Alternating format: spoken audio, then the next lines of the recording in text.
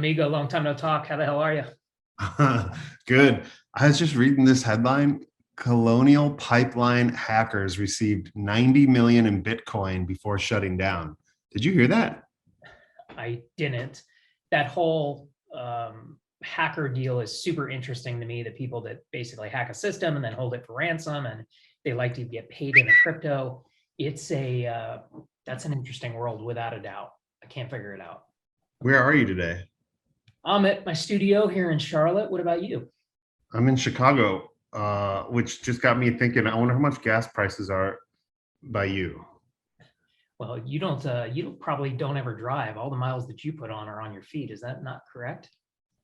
Yeah, I've been doing a lot of walking because gas here is like almost $4 a gallon right now. Well, I remember somebody making fun of me because I have a giant diesel truck. And you were calling me a redneck. And the other day I pulled into the gas station. All the diesel pumps were wide open, all the diesel you could take, and none of the gas was available here in Charlotte. So I think I'm looking pretty smart now. Yeah, so you didn't feel the pinch at all? Not at all. I had to drive to Atlanta for work on Tuesday. I was a little worried about getting there and not being able to get back. So I left full. And as soon as I pulled into town, I also filled up a second time. That way I had plenty of gas to get back, and wasn't an issue at all. When I got back to Charlotte a couple days later, I needed gas and the truck filled right up. It's no big deal. I'm actually driving to Daytona Beach later today, and it hasn't even entered into my mind that I'm going to get somewhere and can't get fuel. Yeah, that's so crazy. And so we're at $4 a gallon right now. But that's what I was just looking at that headline thinking, that whole hack situation ended up really messing with gas prices here. And then it turns out they got 90 million in Bitcoin and ransom payments. This is a good business to be in. 90 million in Bitcoin. I'm not sure it's the right business for you, but it is probably a good business to be in.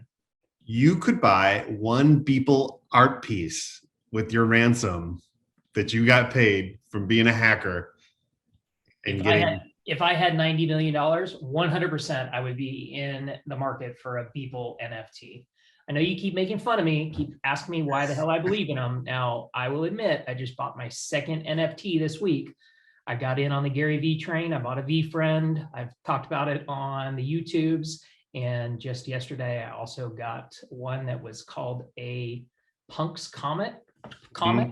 So these dudes own CryptoPunks, which is an NFT that went to the moon crazy. They took the CryptoPunks that they own and they created a comic book out of it.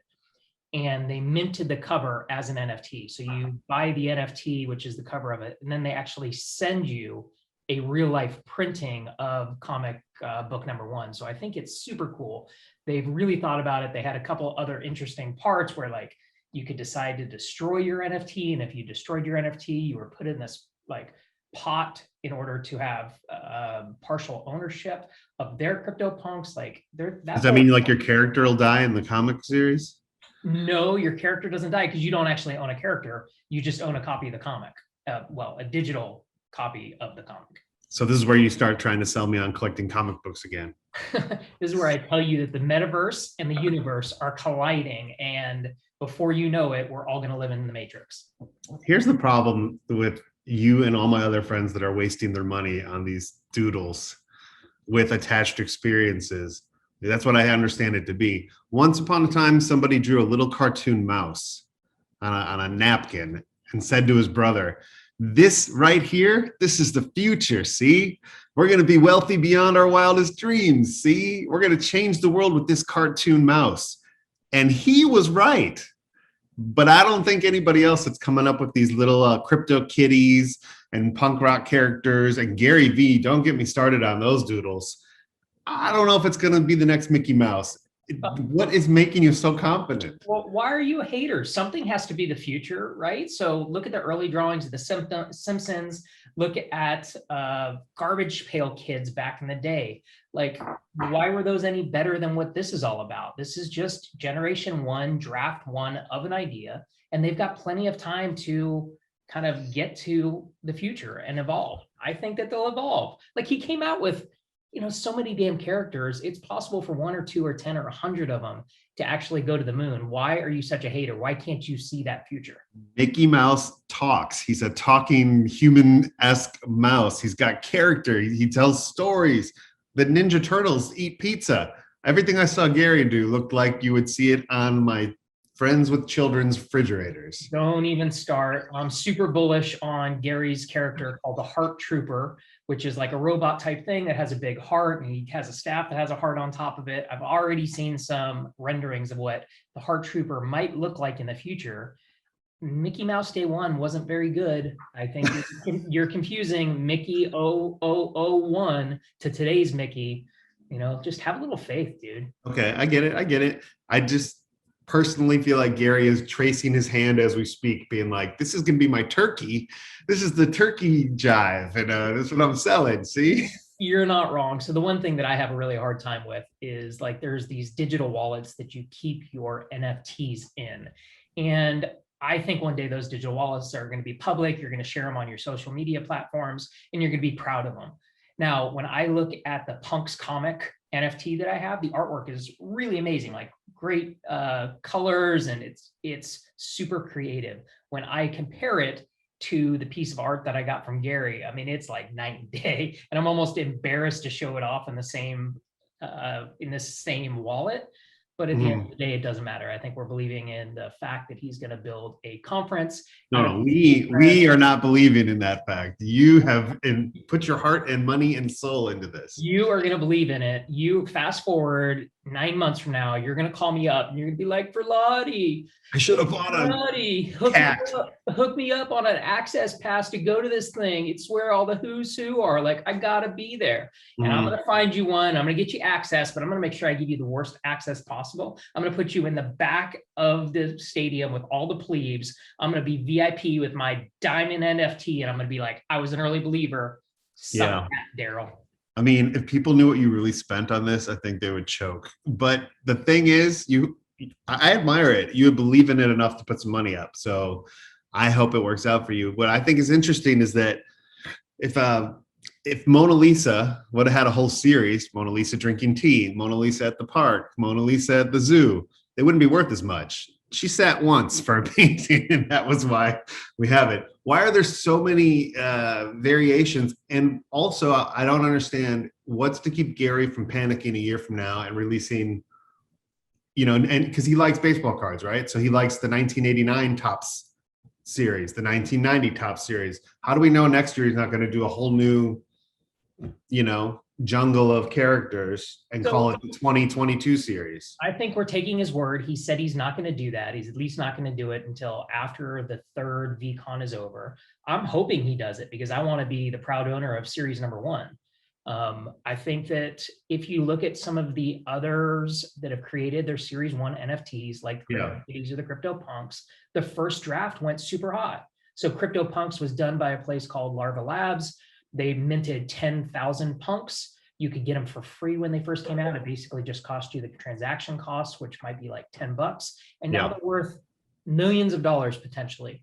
I'm not kind of delusional. I don't think that Gary's are potentially going to go to the moon that fast, if at all. But Larva Labs just released their second project called Me Bits, and I think they're super cool too. So like, I have faith that this NFT game is going to evolve over time, and I don't understand why you can't also see that vision. You're an event guy. Like, you've been at all of these things. Why can't you understand that this could potentially be valuable one day? And what do you risk? A lot of people, tons of people, actually. I know a lot of people. How many people do you know that have bought an NFT besides you? And how many of your friends have done this so far? Personal friends? Yeah, just one.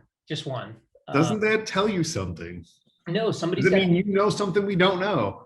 Somebody's got to be first. I think that we're at the early days of this. So that's why I'm trying to spend my time, energy, and ultimately money figuring it out. My goal is to be the NFT guy inside motorsports. I think that fast forward a year from now, and Kurt Busch, Kyle Busch, Kevin Harvick, they're all going to release an NFT. They're going to need somebody to guide them on that project. And why can't it be me?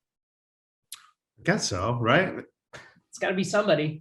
I'm putting in more time and energy and hustle than anybody else. So I'm going to be the natural first person that they call. At least that's why I'm making it. And when I make it big, I'm going to remember you, Daryl. And I'm going to say, you told me this wasn't going to work, and it did. So whatevs. So what's the idea that Kyle Busch would have NFT, which still in my head is just an image, but Okay. you're saying an experience where you get to go to the Kyle Busch cookout and you and 500 friends get to have an NFT and spend the day with him and Samantha, and you get to race go-karts with them. Is that the idea? Let's think about this a little different. Let's say that the people that buy the Kyle Busch NFT are really investing in Brexton Bush's future, and they're partial owners in his cars or his earnings moving forward. What if the NFT was wrapped around that? All these drivers have kids. Those kids are going to drive cars. Some of those guys are going to make millions. What if from day one you had a financial stake at the performance of Brexton in his future career? An NFT could do that, and it could be a contract that they couldn't get out of. They could earn some money today, and it would be in Kyle and Samantha's best interest for Brexton to progress through his career, which would make him money, would make them money, and would make these NFT holders money. Like, I don't have a problem seeing it. So you think that's possible? I think it's possible. Plus, there's going to be a badass barbecue. He's going to sign some hats. It's going to be good. Do you ever know, like, well, I guess motorsports is a good thing. A lot of sports change their direction multiple times a year, right? They're trying to find what are we this year? Or and plus, like, society does the same thing, right? So society changes, these brands have to adjust, right? Yeah, I'm with you so far. That's my problem with NFTs at the moment. I feel like the first time I heard about it, it was a digital, intellectual, you own this image and this is yours. And we can show you that you own it because it's encrypted and it's safe and it could rise in value. I get that. But then I felt like 2 days later, it was like, well, it's also, they just keep adjusting it. Now, I heard today that Charlie bit my finger. Do you know this YouTube video? I do. Okay, there's two little British children, and he's Charlie bit my finger. Yeah. They are auctioning off that clip. Okay. It's got almost 1 billion views on YouTube. It will be auctioned off, and the day it's auctioned off, they will delete the clip from YouTube.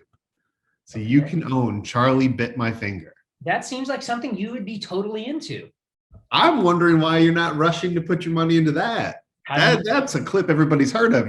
If you're in dinner in Milan and you go, who is that guy over there? He's the guy that owns Charlie bit my finger.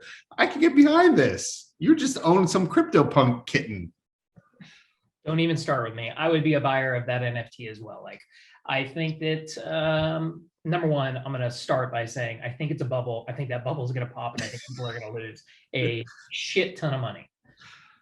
Nevertheless, I am not a buyer of all NFTs. I'm not a buyer of random NFTs like Charlie bit my finger. That's one of one. That's my point. That's art.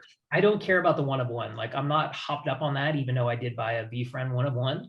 I am more hopped up on the idea of what is the parent company that started the NFT? What do they stand for? What are they trying to build? Are they trying to build a community? And ultimately, what are you going to do over time?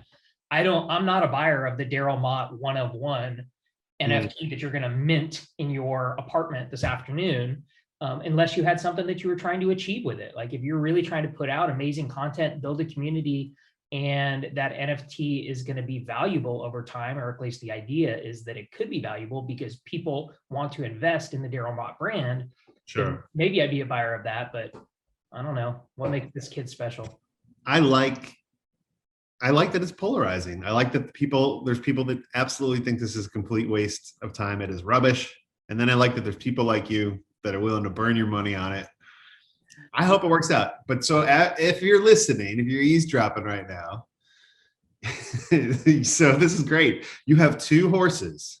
You have your Gary V friend, shit drawing, and now you have this punk pop, pupple, whatever, this other cartoon character. Yeah, Punk Comics. All right, so right now it is May 18th. 4 years from now, in your opinion today, which one do you think is going to be more valuable? I think the Gary V friend is going to be more valuable. I'm a believer in Gary V. I've got a pair of his shoes on the wall. I have read all his books. I buy his crappy wine. Like, I am totally in on the Gary V train. I think the dude is smart. I think he understands consumer behavior. I think he knows what's going on moving forward, and I'm gonna bet on him. And if tomorrow he finds himself in a Woody Allen headline, or he gets Me Too'd, or is that going to change the value of all these 10,000 digital art pieces. Yeah, 100%. I mean, it could go up or down. If he gets hit by a bus tomorrow, I don't want to wish that on anybody, but let's say he does, maybe they'll be super valuable. He's caught in a Woody Allen incident, they're not going to be as valuable. Mhm. And that's kind of an interesting part of riding the ride in the future. Very interesting. But I think that is another reason that a lot of brands are going to have a hard time hitching themselves to that wagon, because it's so, what is this? What does it No, mean? hold on. How is that any different than the way that brands are having a hard time hitching themselves to an endorsement deal with an athlete or a celebrity? It's the same exact thing. Well, because you're asking for people's money, right? So And Pepsi's asking for my money every time they ask me to buy a Pepsi. Like, I don't think that it's any different in this world. I just think that no, I guess I mean people NFTs, right? The Charlie bit my finger, the Kyle Bushes, people that are trying to get you to buy their personal NFT. That's kind of crazy when you get to see some of these numbers and you spend. Some people are spending $69 million on a Beeple. If you spend $69 million and then a year later he gets caught doing something awful, that's a huge risk as opposed to just buying a piece of art that's hanging on your wall. How is that any different than buying an Andy Warhol back in the day? I guess you're right. Is it? I don't know. That's what I'm learning. I don't think it's any different. I think it's the same exact thing. Okay. And from what I've read and seen about the gentleman that bought the Beeple, like, he's happy with his investment. He thinks that it's going to go up over time. He thinks he had to buy the year. I don't know about that one. $69 million seems like an awful lot of dough, but I mean, it's all relative. The other thing that I think is interesting in the space is what you pay for the NFT can be directly related to your stake in cryptocurrency. So if I would have bought Ethereum 4 years ago, I would have held on to that Ethereum and I would have bought my VeeFriends with it. It would have cost me, maybe only a couple $100. Because I bought in a little bit later, it cost me a little bit more, but there's nothing to say that the gentleman that bought the Beeple, wasn't holding on to that crypto since the beginning. So maybe he only had, $100,000 invested in that Beeple that's now worth 69 million. Now, the counter argument to that is, yeah, but you could get rid of your crypto at any point. So it had a street value of, whatever. The difference is, I don't think people in the crypto community are treating their cryptocurrency as USD. They don't treat it like dollars. It's tokens, it's coins. They trade them to buy things. They're happy to accrue more. It's totally different than what we've been conditioned to believe about the fiat. So now you spent your Ethereum magic money, right? Yeah, I'm Ethereum. All gone? I'm Ethereum poor at the current moment. So are you going to buy more Ethereum now that you're out of Ethereum? Well, there was a dip yesterday, so the value of Ethereum went down a couple $100. So I did buy a little bit more Ethereum. I believe in cryptocurrency, and I'm trying to buy a little bit over time. So every pay period, which for me is 2 weeks, I take a couple bucks, I go to Coinbase, I buy some Ethereum, some Bitcoin, some Chainlink, a couple different cryptos, and I just kind of hold it. And I believe that it's going to go up in value over time, no different than the investment that I make in my 401k. Now, I also know that it's highly speculative. The ride is wild. It goes up, it goes down, which is part of what I like about it. It's entertainment for me. This is not financial advice. I think that it is crazy. I call you. It's entertainment for me. I like hearing you blow your money on this stuff. I don't think I blow my money. I think I've made, good money over time. I've learned a lot. I think it's really interesting stuff. I mean, we talked about it a little bit ago. Your man crush is the Barstool Prez, right? Dave Portnoy. He's all in on crypto. So because you're a strong follower of his, I don't understand why you also can't get on the crypto train. I would say loosely strong follower. I find him he's entertaining. He's a very good entertainer. As is this situation with Bitcoin. If I understand it correctly, there's only so many coins, right? There's only so many, and then there's no more. Is that correct? That's correct with Bitcoin, but every cryptocurrency is different. Bitcoin has a set amount, and that set amount is based off of cryptography, which I believe makes it valuable. So there will never be any more. It's like a finite number. It's a finite number. Now, they're still minting, but it is a finite number, and that number cannot increase over time. Unlike, how the US Treasury just continues to print more and more and more dollars. Mm. In Bitcoin coin world, that is a finite set amount. So when a hacker group swindles 90 million Bitcoin, doesn't that affect everybody? I mean, what if that happens weekly? I mean, what happens when you rob a bank? You print more money. It's insured. that's the brilliance of the Treasury Department. Yeah, I mean, the insured part is interesting. It's also what makes Bitcoin scary. So I'm not looking at the people that steal the Bitcoin. I actually feel really bad for the ones that lose it. So especially in early crypto days, this kind of was a game. Nobody was spending a lot of money. You would accrue a lot of Bitcoin or whatever your crypto was, and you might move it to a secondary wallet. Well, if you lost that wallet or you lost that password, you're just out the money. So it's not like you call Bank of America and say, somebody stole my debit card. You're done. And that for a lot of people was millions and millions and millions of dollars, especially as we see today what the value of Bitcoin is. So I think it's something that people have to be super careful of. I mean, you can't enter into this game and not know what you're doing. I watched a dude get swindled on VFriends the other day. He was buying on a secondary market. That secondary market was called OpenSea. He put his NFT up for like, I don't know, 5 Ethereum. And somebody responded to him trying to lowball him at 4.95 Ethereum, or excuse me, $4.95. Now on Coinbase, the dollar symbol and the Ethereum symbol are really small and they're hard to see. And I think this dude paid 2 Ethereum for his coin. So he was like, man, I'm going to make all this money. I just, doubled my money overnight. He hit accept. As soon as he hit accept, he was donezo. He accepted to sell it for that low dollar amount. He lost a couple $1,000s. There's nobody to go back to. That transaction is done. It's written on the blockchain. You're done. I think that's where you got to pay attention. You got to really understand what you're doing. And there's a lot of suckers in this game right now that are getting in. They're getting in deep. They're not paying attention. And that's why I am trying to do my part to understand what's going on in the space, to learn, to read, to listen to as many podcasts as possible. And that's ultimately why you and I have such differing opinions, is because I think you just haven't done the research yet, but you're going to get there. You're going to be a believer. And when you do, I will only say I told you so for a little bit of time. And then I'm enjoying watching from the bench. This is exciting. Let's see how this works out. I wish I could see one of your digital art pieces right now.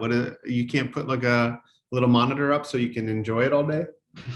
I'm super excited for when the hardware applications start to take shape. I don't think they exist yet, or they haven't been really brought to the front.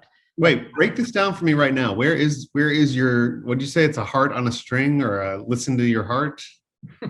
Listen to love. Okay, listen to love. Where is this listen to love right now? If we hang up, where can you go and look at this? Where can I go and look at it? So I can go to OpenSea, and I've got a wallet there that I can take a look at the NFTs that I have. So that's where they are right now. That's where I can see it. They're actually living on the Ethereum blockchain. The code is living there, but it's just a digital representation of it is on OpenSea in a place that I can access. That's the only place you don't have it on your, it's not like saved on your phone. You can't like just look at it right now. Yeah. I mean, I have a picture of it on my phone, which I can look at. Keep going. But once again, that's the difference with these NFTs. So that picture that you can look at is different than the one on OpenSea. No, it's the same. It's different than the NFT. The NFT is actual code written on the I'm half teasing you, but that's the issue, right? You can look at it on your phone right now, but that's not the one that's worth the money. The one that's worth the money isn't also the one that's on the website. What's worth the money is the encrypted code. That's correct. So you really own a code. Check that out. Oh, that's totally worth 50 grand. I didn't pay 50 grand, so don't start with me. But did you tell your wife how much you paid for that piece of art? I did. And what did she say? How long did she laugh for? She told me I was a dummy. No, I do admire it though, because when businesses change, you have two choices. You can do what you know and repeat the ever living shit out of it, right? Just keep repeating, and then you don't grow. and then you don't know what else is possible because you're doing the same safe thing over and over. Or you can like buckle in and learn and take some hits and take some bumps and bruises, and then you grow. So that goes for everything. So I kind of admire that you're actually putting the time in and risking a little to learn more for the rest of us. I'm just not it's just not something I'm that passionate about at the moment, but I do love collecting things. I like shoes. People say that's a big waste of money. It's all relative. You're not collecting for art's sake, you're collecting for experience. All right, so let me play a game with you. I'll be interested to see what your answer is. Hmm. So what if the metaverse becomes real? So there is an augmented experience that you go into on a regular basis in order to live an augmented life. And you, Daryl Mott, end up liking it. No different than a video game. But in that augmented world, you can buy the one of one Air Jordan 1 bands.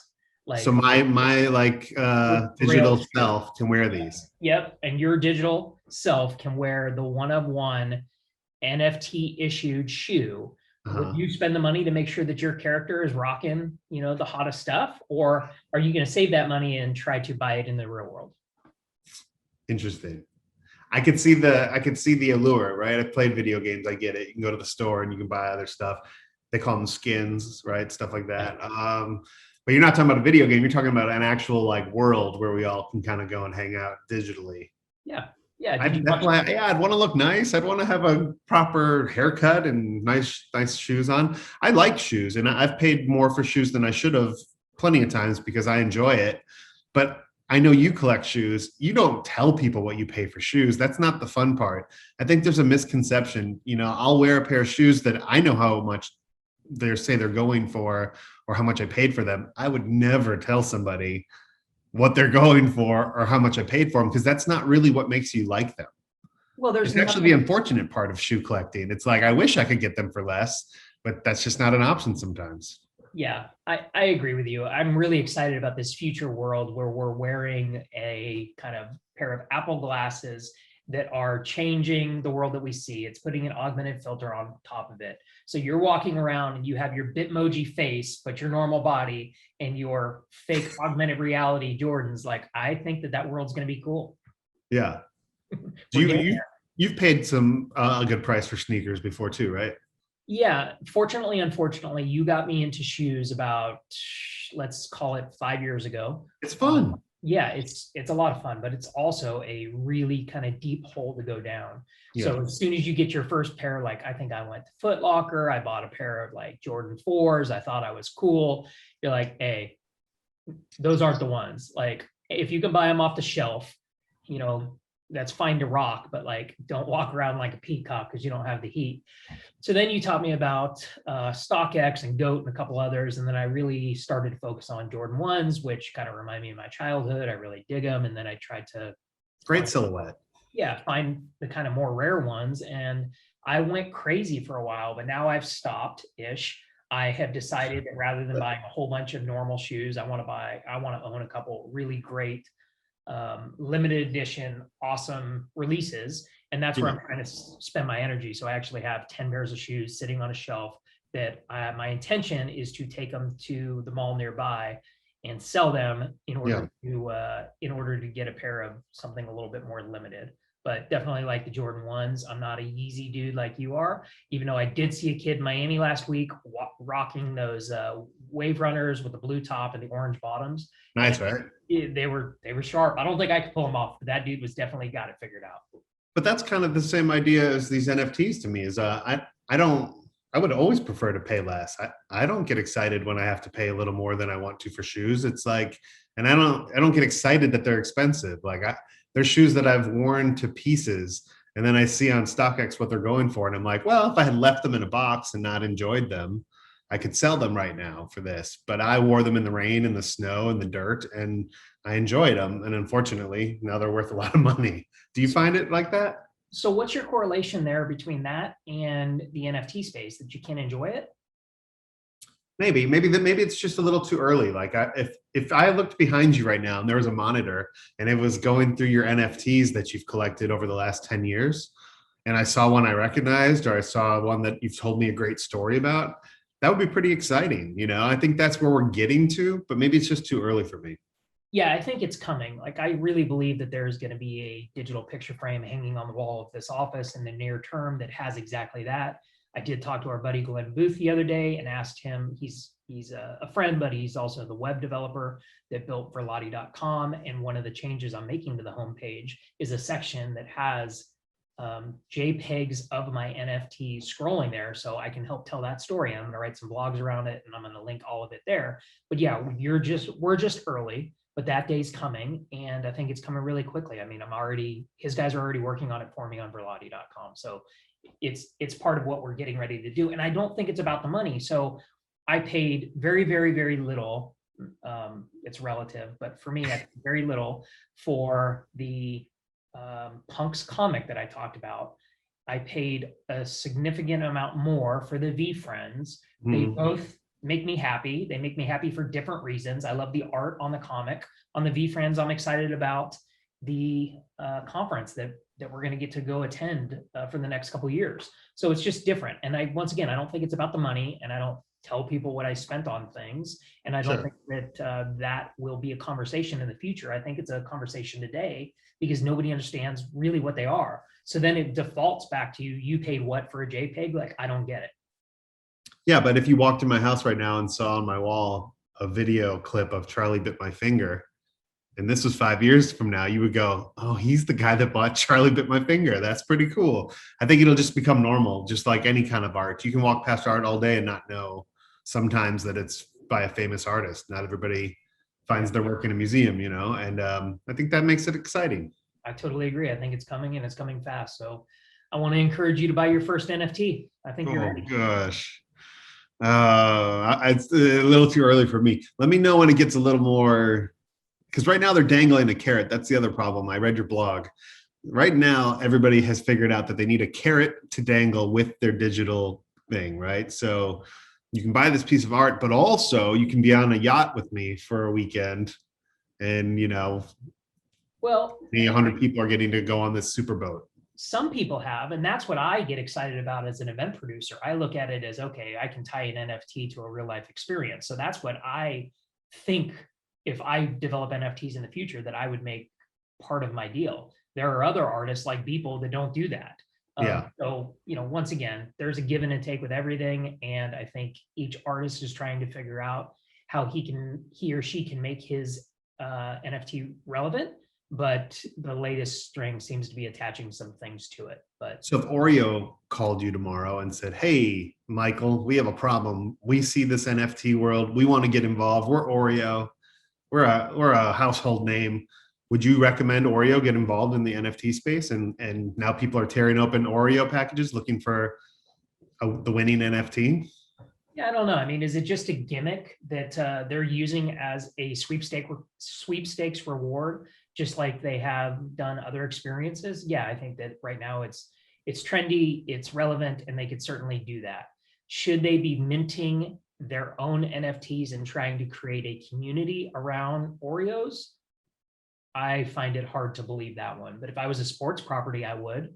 I think that the other thing that it does, the other advantage of creating NFTs is you create community of NFT holders.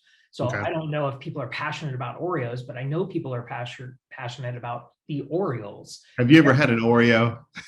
Yeah. Pretty great. Did you try the ones that they had that were like surprise flavors and you had to guess? And then you went onto their website and entered what you thought the guess was, and they randomly picked. Yeah, that was a great brand move. That was a great brand move. Really well. It was a great promotion, and I found myself going out, buying a couple bags, bringing them to the office, having everybody try it. Everybody ended up submitting their entry submission, and I thought it was cool. Now, can that be done as an NFT? Like, no, I think it's an apple and an orange, but I do think that there will be some unique ways that we see brands use NFTs in the future in order to drive their business forward. I think, what does Gary Vee say? Marketers ruin everything. So a marketer is going to ruin this NFT thing, and they're going to ruin it quick. But at least today, they're kind of pure. If you're sitting in seat 422, you are the winner of today's game NFT, right? I mean, that's what we're going to hear at every sporting event moving forward. Yeah, and wouldn't that be cool if they already have your digital wallet attached to your seat, so you don't have to go anywhere and claim it? Immediately, you look in your OpenSea account, and that NFT is there. Like that would be badass. Yeah, I think the problem everybody's having is it still sounds like trying to explain the internet the day before we had the internet, right? It's Yeah, just it's so new, it's so out there that it just sounds like the future babble. In the future, it's going to be like this, but I guess soon enough we'll blink and it will be here. yeah, I totally believe in it. I think that you should too, and I'm excited for more people to understand it and hopefully come to me for some guidance and tell me what they like and what they think is cool, and we can all kind of learn together. I'm into that. Well, keep sending me some clips, man, and have fun. You're going to Florida today? Headed out here shortly. As soon as I get off the phone with you, I've got an audio book figured out, and 7 hours later, I am going to be in Daytona Beach for my 5th time of the year. I feel like I spend more time in Daytona than anybody on the face of the earth that doesn't live there.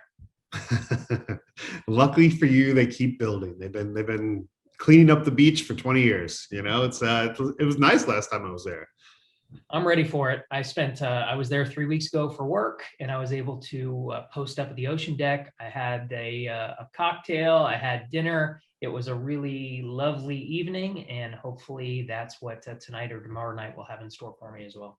Man, that mall there though is hurting. They got a rough mall situation going on. Everything else is being built up. There's all these new restaurants, but that mall is seen better days. I hope for a good mall experience. Mall, I think it is. That was really a struggle. So when I moved from San Francisco to Daytona, I was there 2 years. And imagine that, like you come out of a big city that's cool and hip, it was like 2000 era where like raves were the rage. And I just felt like everybody was wild and crazy, and go to Daytona Beach and walk into the Volusia Mall. It was like going back in time. Time travel, man. It was tough for a 21-year-old me. That's awesome. Well, thanks for calling, man. Appreciate it. Let's catch up next week. All right, brother. Looking forward to seeing you soon. Thanks for taking my call. Yep. Peace.